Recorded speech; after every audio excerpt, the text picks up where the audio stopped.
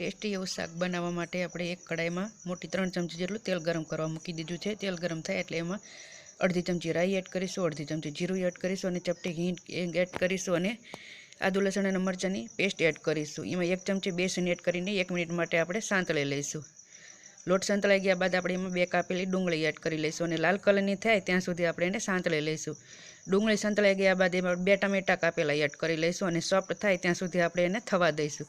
તો ટમેટા સરસ રીતે સોફ્ટ થઈ ગયા છે તો એમાં આપણે મસાલા એડ કરીશું। અડધી ચમચી હળદર, અડધી ચમચી લાલ મરચું પાવડર, અડધી ચમચી ધાણા જીરું પાવડર, સ્વાદ મુજબ મીઠું અને અડધી ચમચી જેટલો ગરમ મસાલા પાવડર એડ કરીને આપણે સાંતળી લઈશું। સંતળાઈ ગયા બાદ આપણે એમાં 1.5 ગ્લાસ જેટલું પાણી એડ કરીને પાણીને આપણે ઉકળવા દઈશું। હવે એમાં પાણી ઉકળી ગયા બાદ એમાં 100 ગ્રામ જેટલું તીખું ચવાણું એડ કરીને સરસ રીતે મિક્સ કરી લઈને અને 2 મિનિટ માટે આપણે ઢાંકીને થવા દઈશું।